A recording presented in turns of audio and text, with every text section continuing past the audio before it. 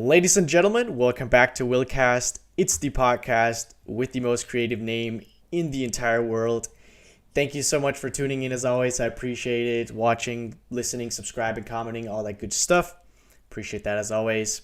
Today, Matthew Fryer back for number 2. How's it going, my friend? Hi, it's good. Thank you for having me. I'm glad to be back. It's amazing how this podcast has blown up. We were just chatting beforehand about some of the big names you've got on. So I'm very flattered you managed to come back to me. Yeah, of course. I was really enjoying our conversation last time. It's awesome to kind of extract people's personalities outside of what they do, outside of what other the viewers see Yeah, in the videos. a lot of the time, there's this idea of what a person is when they're on YouTube, and that might not be exactly who they are behind the scenes. Exactly. Yeah. I hope mine's more honest, but we shall see. I think it is. So, tell me, man, what have you been up to since last we spoke? It's been 8-9 months. Yeah, roughly. God, I can't remember when it was with the last podcast. It's been busy. I remember it may have been either just before or just after, or in the process of me taking TipTut sort of full time, if I remember correctly. Yeah. And man, what a time to do it, right? Coming out of lockdown and coming out of like a global pandemic. Yeah. Are we allowed to say the words? You can say anything you want. Do we get demonetized? No, you can say anything you want. COVID. Yeah. Coming out of COVID, it was kind of riding a high for a while on TipTut. Everyone was locked inside, right, and wanted to learn new things. So they were going on YouTube and, how do I animate and how do I learn anything. People wanted to learn new skills, and that made like this boom where views were increasing and watch time was increasing, and because of that, revenue was increasing, which is such a weird disconnect between how I was feeling about the world and how I was feeling about my channel, which was great. And now it's kind of the opposite side of that, sliding back down to everyone starting to go outside again. Oh yeah. So it's been a whirlwind of a few months. But mainly I've started branching out on TipTut to include Blender tutorials. I'm learning 3D modeling and things like that myself, but mainly the grease pencil side of Blender, which is 2D animation tools, to obviously stick with the audience that I help the most with animation. And it's been really interesting actually leaning more towards that and towards the open source side of design. I'm starting to realize, well, I think I've always known it, but I'm starting to realize that I hate paying money to companies for things that don't work, you know? Like Adobe Creative Cloud and things like this. A lot of the problems people have with it are, issues with them or their workflow or user error. But a lot of the issues you can have with it can be just because it is broken software. And moving towards this open source software that is so well put together and so well organized and can do so many things. Blender can do, video editing through to sculpting to animation to whatever you want. And yeah, it does some things better than others, but it's all free. And that's incredibly really excites me. Yeah. So that's what we've been doing a lot recently over on TipTut, is moving towards Blender, still sticking with the older stuff, but really exploring Blender as an animation tool. And I've been really pleasantly surprised with what I found in there. And this, I think open source kind of software like that might be the way, definitely, that I'm headed. Obviously, you have to stick with it for a client base. You have to stick with accepted workflows. But I think we might, in the next few years, see a trend towards open source in the future for software and for rendering and things like that. You can edit videos on Blender? Yeah, believe it or not, there's a video editing timeline. Yeah. That's incredible. It's evolved from the compositing side of it, right? You're compositing images on top of each other and things like that. I think it's fairly rudimentary, and it's mainly used for if you were to, export an animation as a PNG sequence, an image sequence, and then you would composite that into footage. But yeah, there is video editing and stuff in Blender, and it's incredible. I obviously don't use it. I'm sticking to the workflow that I have to use because of collaborations with other people that don't use it. Yeah. But I think there really might be this trend more towards open source software in the future. This sort of decentralizes a little bit away from Adobe as people get more and more pissed off with it. Yeah. I have noticed a lot, like I use Premiere Pro to edit, I use Photoshop for thumbnails and stuff. I have noticed, some errors and bugs every now and then. It's The frustrating. latest update to Premiere Pro forces you to create a new project within the software. Yeah. Yes. And it lags so badly that I can't even navigate through folders to find where I want to set up the project. Now, why take an existing operating software level interaction like that and force users to put it inside your software and then don't even implement it properly? Yeah. And then there's all these other things like people moan that you shouldn't use Premiere Pro for a H.264 MP4 workflow. Okay, that's fine. I agree. It's not a professional codec to be using for editing video, but so many people these days are using that coming out of screen recording stuff like OBS, doing MKV straight to MP4, that if you're claiming to be the place to go for video editing, you need to accommodate. You can't just say, we'll change your workflow. To all these smaller creators, these one-off creators that don't have a post-production pipeline that they've established for 20 years. I'll give us your money, but don't edit the way you want. Edit the way we tell you. But still pay us every month. Yeah. It's silly. Maybe I should look into Blender. Sounds pretty good. Blender's great. Yeah. I mean, like I said, I don't use it for video editing. I just use it for the animation. But I completed my first animation client project in Blender the other week, and I've been using it less than a year. That's amazing. Yeah. That's mad, right? You can get to grips with it, especially with all these very generous people on YouTube like Blender Guru and other places that offer the tutorials out there, So yeah, that's what's been going on with me, getting mad at businesses. That's good. Realizing I might be communist and wanting a glorious open source future. Yeah. That's cool. I have dived a little bit into Unreal Engine actually. Yes. Real-time rendering. That's going to be the next thing, right? Now I'm not ready. I'm not good at it at all. I just dived into it, and it's more of a game engine, right? Game 3D engine. Yeah. More than that's anything. what it's traditionally used for. But with a lot of these web interactions these days, websites that have live interactive 3D elements built into them, with AR coming in as well, I think we're going to see more of not soon, but in the considerably near future, designers, animators are going to have some kind of grip on real-time rendering as interacting with media gets more augmented as opposed to pre-rendered, if that's the right term. You're not watching a video, you're watching an augmented reality trailer for the next video game coming out. Well, somebody's got to know how to animate and render that in real time, and so our skill sets are going to have to get ever wider if they weren't wide enough already. Always have to adapt. I use Unreal Engine not to create animations, but I like architecture. So I like to build, and sort of what I've done, I played Minecraft a lot, especially in my teenage years. I love to be creative and build, and so I've kind of used Unreal to build worlds and stuff like that, and just for whenever I need to calm down and kind of relax. I like doing that. And that's another thing, right? The creative-minded people, as I'm sure the people watching this podcast hopefully are, even when there's downtime, there's not downtime, Yeah. You just want something to be creative, but in a more passive and relaxing way, as opposed to an aggressive way. And, messing around in Blender, messing around in Unreal, those are great ways that I find, at least, to relax. When it starts turning towards work, that's when it becomes the issue, right? It seems that every hobby has to be monetized these days. So it might be good to keep one that isn't, but something that ties so closely into the way that you interact with the world, through social media and through the internet. I think it's inevitable that it's always either going to become monetized in this to a certain degree, or you're going to drop it as a hobby, right? Yeah. Because it's going to stop being fun. Yeah. But that's incredible. Yeah. I too played so much Minecraft as a teenager. It's amazing. It's so relaxing. It and really I can is. see how, building assets and even just putting together existing assets in Unreal and playing around with them can be, it's a bit like Gmod, Yeah. I never played Gmod, but I've watched a few videos. The same kind of vibe, right? Exactly.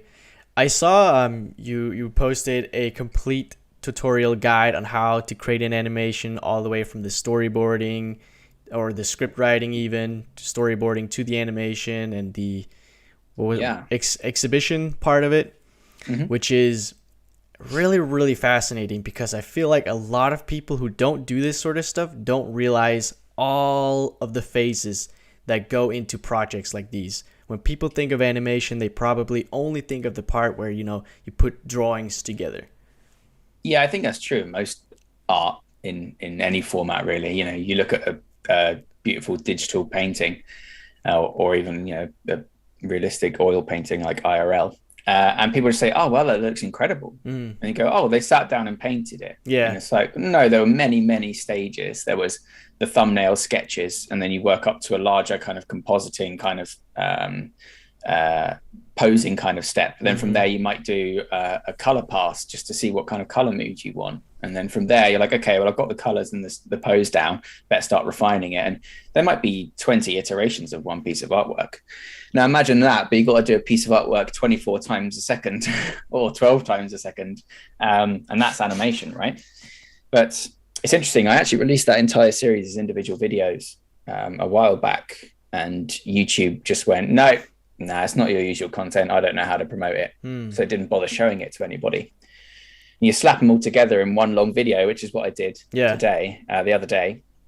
I'm going away for my birthday and I had no content planned. So I was like, oh God, what am I going to do? So I did a compilation video, like that old sitcom trope where it's just clips of the old shows. But piecing it all together into like one cohesive thing, like you say, from a storyboard all the way through to exhibition. And there's stuff in there that I take for granted, and I think a lot of creators take for granted that people know when, like they say, you don't. People say, how do you write a script? And you go, well, you just do. You just go, I've got an idea and I'm going to put down the characters and, the situations they're in and a bit of dialogue, and there you go. Yeah. But, I've come from a background where I've done that in film, and I take it for granted that people know what the hell I'm talking about, So I thought that my idea with that series was to go, what if I'm a kid? It's 1990. I'm a kid again. I find joy in things, and I'm on new grounds or whatever. And I'm watching Egoraptor's animation, and I'm inspired to create an animation. How do I, as a 14, 15-year-old, actually do that? So yeah, that series isn't more about, okay, to animate, you need to have 12 pictures minimum per second, and this timing and spacing and anticipation and all that stuff's out the window. I've done that in videos, again, which YouTube doesn't send to people because it doesn't know what to do with them. Just sends them to Alan Becker's one instead, which is incredible. It is a great video.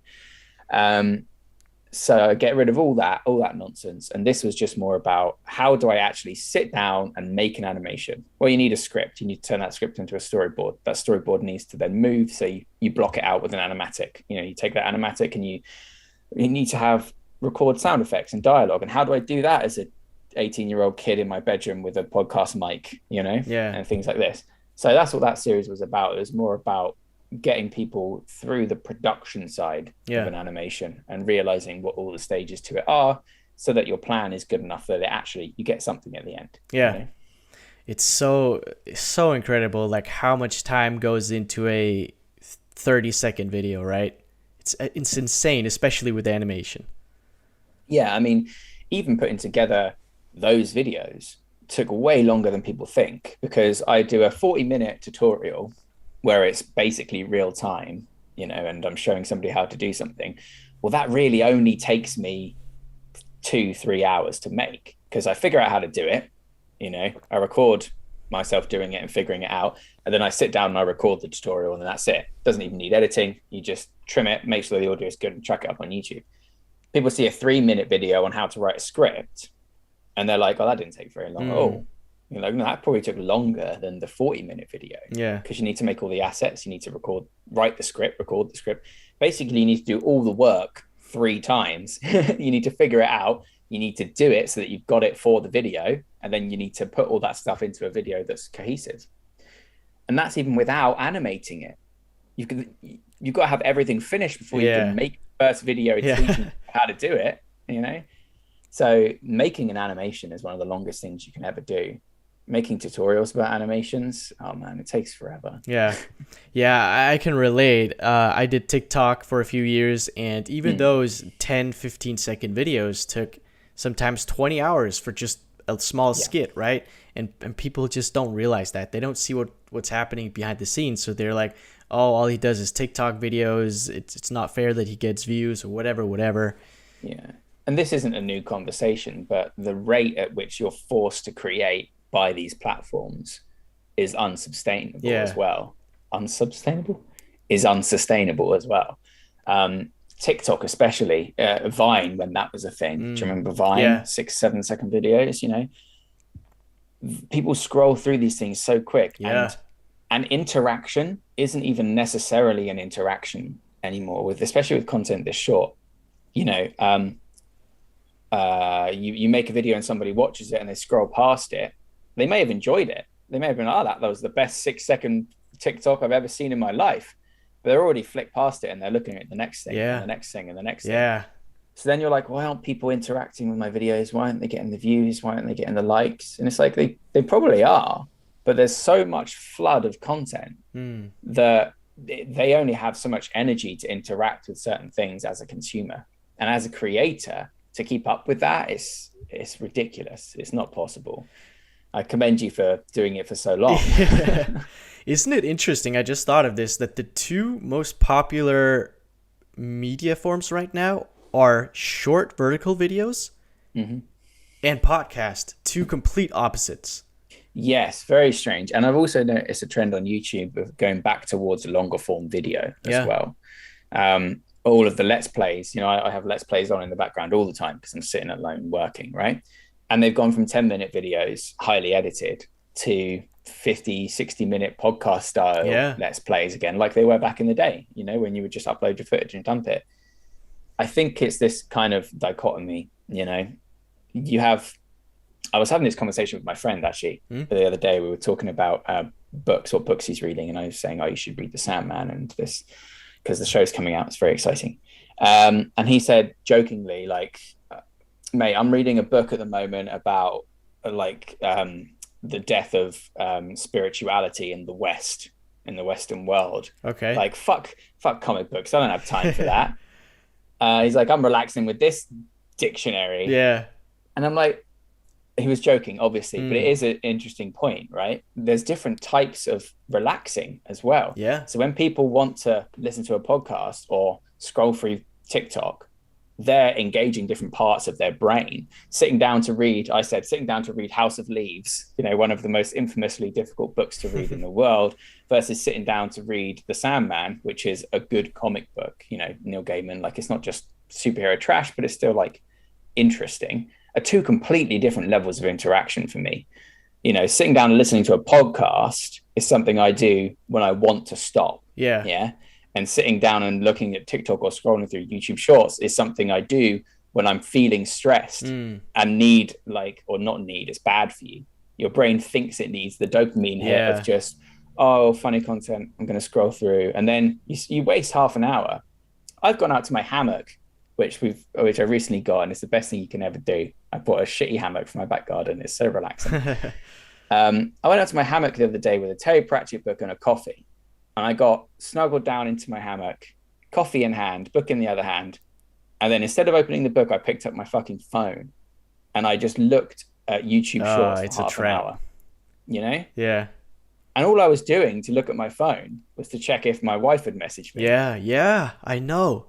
And then I ended up sitting in a hammock, scrolling on YouTube Shorts instead of relaxing with a podcast or a book, you know?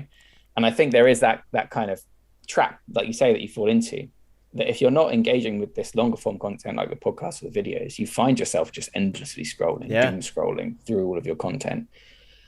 So I think the long and short of that is, I think people intend and they want longer content with more, you know, substance to it. But it's so hard. Once you get that, great, that's ingrained in their life. They set a schedule to listen to podcasts, but you have to get through all of these quick fix dopamine hits to get to the podcast, you know? Because you open up your phone to listen to the podcast and there's Instagram says there's this new story or short or reel that you can watch. So I think people want the long form content, and the short form content is kind of this sea of shit that you have to wade through to get to what you actually want to listen to or watch. I think you're right. It's always been that way, but people, the companies that make them don't want that kind of interaction. They want the short form kind of interaction where you can watch a couple of shorts or TikToks that have had product placements and ads shoved in between them, you know. Yeah. Hence why now if you watch a longer video on YouTube, there's ads I think it can be every 6 or 4 minutes now, something ridiculous like that. Imagine watching a tutorial and there's an ad every 6 minutes. Yeah. It's frustrating, yeah. You can't even get to the long form content if you've searched for it. That's insane. It is. It's so scary how easily distracted we are. Whenever if I want to go post something to Facebook, you know, I want to post update that I just made this podcast with Matthew Fryer. I want to post that to my Facebook page. All of a sudden I see something on the front page and I just start scrolling and I completely forget what I was about to do. It happens so often. It's so scary. There's teams of people whose entire job it is to make you do that. Yeah. The entire job is to go, how can we make our app? This is old news. People know this, but you know, like I'll make our app as addictive as possible so that you get more screen time on it. Yeah. And it's all because of ad revenue. It's all because of placing ads. It goes back to media in its first inception, you know. I mean, forget radio. Kids these days, I sound like an old man, but no, you know, kids these days don't know what the radio is. But like something that they still might understand is where like soap operas came from, right? Soap operas are called soap operas because of the soap that they sold to housewives at the time. Really? Very, very sexist, yeah. In the ad breaks, because they were on during the day when a lot of housewives were at home, back in the days when telly was early and, you know, that kind of thing was rampant. And they were called the soaps because they would advertise the soaps and the detergents between those episodes. And that's why soap operas go on for so long and the storylines loop and it's the same shit every week. Because, well, any platform that has any kind of advertising revenue income, the content to an extent only exists as a means to get people to watch the adverts. Yeah. So any kind of platform at all. Now, if the platform started without ads and evolved to have ads, it can be slightly different. But television has always been ad funded. And they will obviously put their ads, they'll target their ads in the times that they're on to the type of people that are watching at certain times. Nowadays, that's harder to do with television because it's so wild and rampant with, you know, back in the day, it was recording stuff and you could fast forward through the ads and now it's streaming content. And now that's why they're doing Netflix and Disney Plus are doing ad supported, cheaper plans, because where at first everyone hated ads and moved over to something like Netflix where they could just watch the content they wanted to watch. And that's why the content was so varied. Yeah. And as soon as this like ad supported tier comes in, you'll start to see, it will start to happen with Disney Plus and everything. It's already started to an extent. The content that they provide will be of a narrower focus because they can then target those adverts between them. And I think soap operas are a great example of that, because the name of the genre comes from the advertising that was targeted to. That's a bit of boring ass film history coming out, but it can all be applied to the same thing, right? Longer form videos on YouTube are coming back because you can now put ads every 4 minutes. Sneaky. You know, if it was in a 10-minute video and there were 3 ads in it, people stopped watching, right? Because you remember when a couple of years ago, there was all the memes about people putting 2 ads in a 10-minute video. Now, all of a sudden, videos aren't 10 minutes anymore. The amount of ads are the same, but the content is longer. Yeah. So it makes the content has changed form to make the ads more acceptable.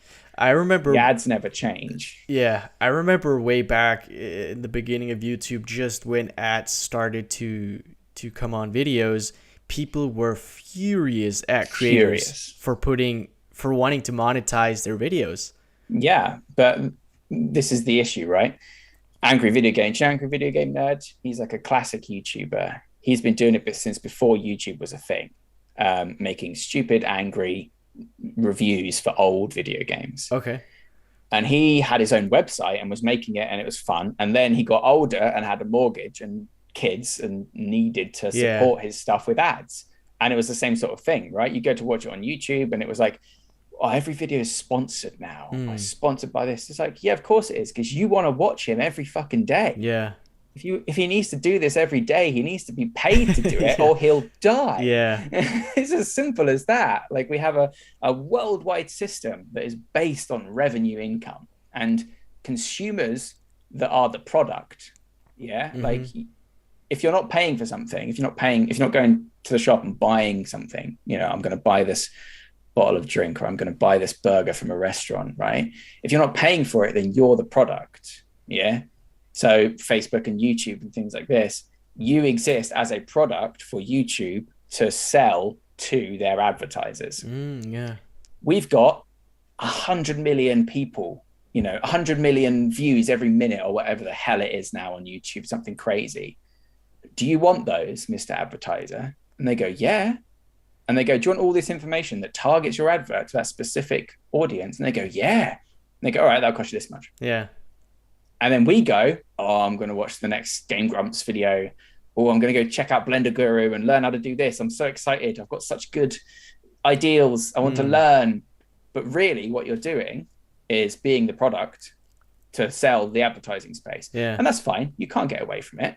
But don't shit on people that need to put the ads in their videos in order to put food on the table. I don't think people are like that anymore. No, but there was that rage at first, especially when it came to multiple ads, like when it was 2 ads in a row. And I get it. It is annoying. Or even sponsorships when people Sponsorships are mad. I don't understand why people get upset with sponsorships unless you're pushing snake oil. You know? And I make sure that if I ever do a sponsored video, I've actually turned down so much because I thought the product was shit. But if I ever do a sponsored video, it's because I think it's at least decent and could help some people, right? And I get it if it's some crap or some sellout, or if, like a devout anti-consumer channel suddenly starts spewing adverts. Sure, I get it. Get angry, right? And rightfully so. Your time is valuable. You know? But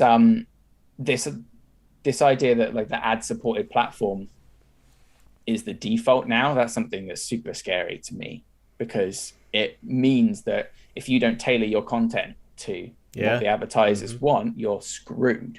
And I've seen that on TipTut. YouTube wants me to make the same video every week. If I could make how to get started in animation, 5 quick tips to get started in animation, the only thing you need to know, you won't fucking believe what happens in this animation, that kind of crap. But that YouTube wants me to have one subject, one very narrow subject, and it wants me to put a video on that subject out every day. And they say, or you can hire marketers to tell you, they're not called marketers, I don't know what they're called, people that tell you like what analysts, that sort of thing. And they say that logging onto a YouTube channel should be like tuning into a TV show. Your audience should know what they're getting each week. Fine. I understand that for entertainment. How does that apply to education or edutainment? Am I supposed to go, here's the 12 principles of animation. Next week, tune in for the 12 principles of animation. The week after that, I'll teach you about the 12 principles of animation. And then finally on week 4, we'll be doing the 12 principles of animation. Doesn't work, right? So what they want me to do is split up my content into smaller bits, repeat stuff. They want a video that their algorithm can go, these people want to watch this. Now, how's that for killing creativity? Absolutely. So I basically said, fuck it. No, I'll do what I want, and I'll accept the fact that it means my growth will slow down. So we do Blender, we do Adobe Animate, we do After Effects, we do Illustrator, we do Photoshop, we do all different stuff, because that's what brings me joy. And that's what my audience, when they watch the videos, respond to. But the most disappointing thing is that video you mentioned, the how to animate video that I released. So many people have long-time watchers of my channel said, oh my God, this is incredible. What a really useful video. I never knew you released the original ones because YouTube didn't show it to them. But now, because this one's a bit clickbaity, it's delivering content, but the title is, how to animate. It's simple. It's, like it's YouTube knows what to do with it. It's shown it to them. How the hell haven't they seen it already? They're subscribed. That's what that button does. But no, the other videos that are conforming to the algorithm are out on the front page. Yeah. But you'll notice that they're the same thing every bloody week, and that's not sustainable in education. Yeah, I don't understand really the logic behind that, because if they want people to stay on their platform, I wouldn't necessarily want to watch the same video every single week. No, but like Let's Plays are a great example, right? It's you're playing God of War, the new big hit game, and there's a 50-part series. It's not the same video, but it's the algorithm understands it as the same video. I see, yeah. It understands it as God of War, latest video game, action adventure game, males 18 to 35, like it's got these things that it can go bam, bam, bam, bam, bam. Your audience has watched videos like this before. I'll recommend it. They watched this one. I'll recommend more. I'll recommend more. I'll recommend I see. more. With tutorials, the equivalent would be I narrow the focus of TipTut to just do 2D animation tutorials in a certain software. Yeah. At a certain length, with a certain pace, with a certain teaching style, all narrowed down into one 10-minute video that I can repeat week after week after week after week after week. Who's that helping? I get that there are some things you can do, and some people do it very well. Ben Marriott does it very well. We spoke about him before last time. He's got this really great thing. His is just motion design. That's it. Motion design is his channel. But that doesn't really thrill me. If I do something for a few months, I get bored. And then if I get bored of it, I'm like, well, I don't want to make content on this anymore. So I like the variation of going, all right, this time this is a Blender tutorial. This week, this is going to be a bit Adobe Animate. And also I get to help more people. It's a wider berth. But YouTube's algorithm goes, hang on a minute, your last video was for this audience who liked this. Why are you now releasing a video with this tag that has a different audience? I'm not going to show that to the people that you're subscribed to. Whereas my subscribers are actual human beings who have many interests. Yeah. But what YouTube would want me to do would be have a channel for Blender, have a channel for Adobe Animate, have a channel for this and a channel for that and a channel for the other. And I'm like, man, I'm one person, I can't sustain that. So I put it all on TipTut, and it suffers because of it, monetarily wise.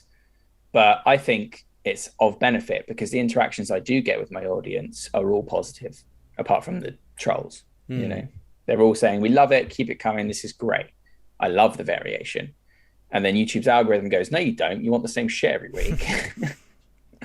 Yeah, it definitely kills creativity. I sort of noticed slightly the same thing on TikTok, where the algorithm favored me doing videos that someone had already done. So basically copying it, maybe tweaking it a little bit. An echo chamber, right? Yeah. And it's bad. I think, again, it comes down to the fact that you're supposed to have content all the time, forever. Yeah. If you miss a week, that's it. It's game over. You're not doing content anymore, obviously. You've given up on your channel, obviously, because you didn't release a video today. Therefore, I'm going to kill your channel. Whereas the truth is, you just didn't make a video that day. Yeah. So if you can echo something and iterate off of it, then the algorithm's happy because you're making content all the time and making more. And then you're punished for doing less. Yeah, it's true. One thing I wanted to ask you is, last time we spoke about NFTs. Yes. Has your mind changed on NFTs at all? No, not really. I mean, with the recent crash and all the issue, I obviously, once again, I will preface this with, I am absolutely an amateur in this field. I know what I see online. And what I've seen online is, at first, like I said last time, the principle is sound and very noble, decentralizing the currency, getting a way for smaller creators to create revenue on their digital artwork. Fantastic. It quickly turned into fast territory again, like with the Bitcoin farms hogging up all the GPUs, where the reality quickly overtook the intention, and you end up with these monkey chains and the whole Dune fiasco and things like this. I saw at the beginning a few people selling their artwork as NFTs, which I had seen existing not as NFTs before. And I was like, okay, that's kind of where I can see like somebody wants to exclusively own a very nice 3D animation. Great. My opinion of it, however, hasn't really changed. I do still think it's kind of dumb. And I do still think that whilst noble, there is now a smaller group of people that are hyper profiting off of it whilst everybody else is left to flounder, which true. Was always inevitable, like with any new platform and any new closed community kind of thing. There's always going to be a core group of people that hyper profit and then everybody else is left to flounder.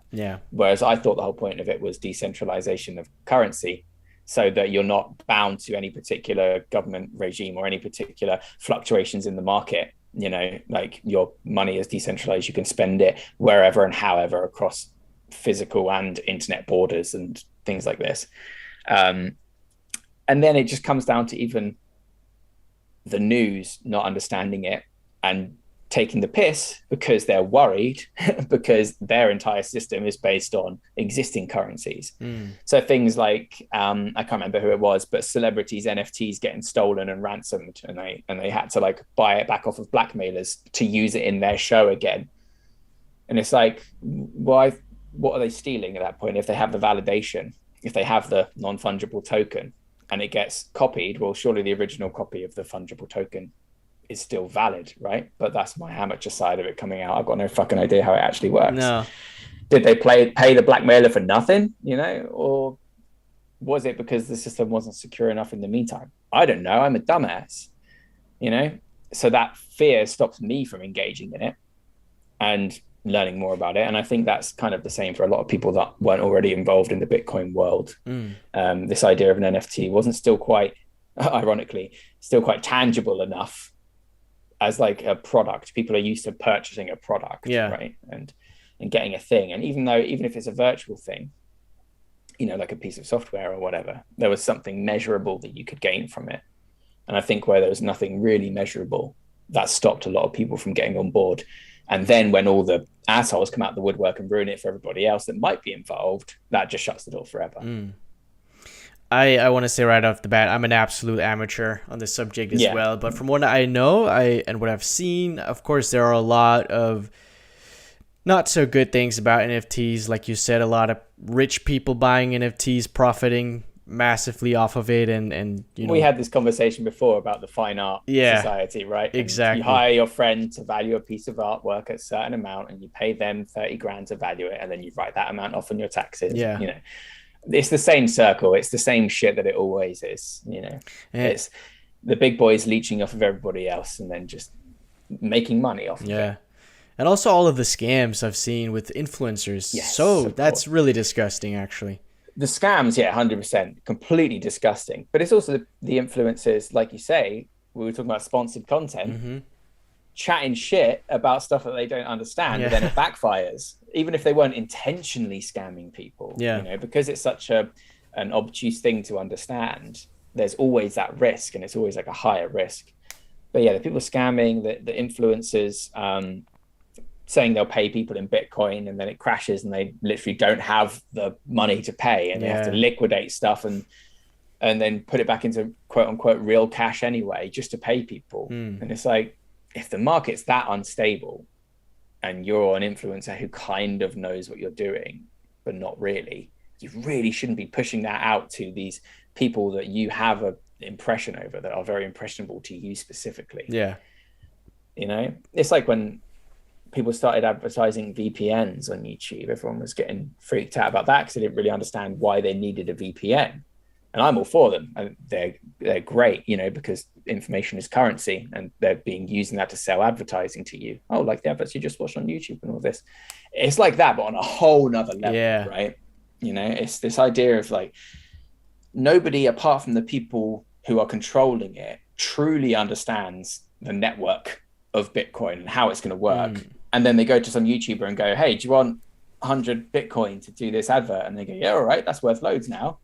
And they don't really know what they're doing. Maybe people get scammed intentionally. Maybe people get scammed by accident. You know, can you get scammed intentionally? I don't know. People do scams intentionally, and then people get scammed by accident. Or whether they get people scammed unintentionally. Yeah. I know what I mean. Something like that. They don't mean to, but they screw over the people Yeah. that are watching their videos. Yeah.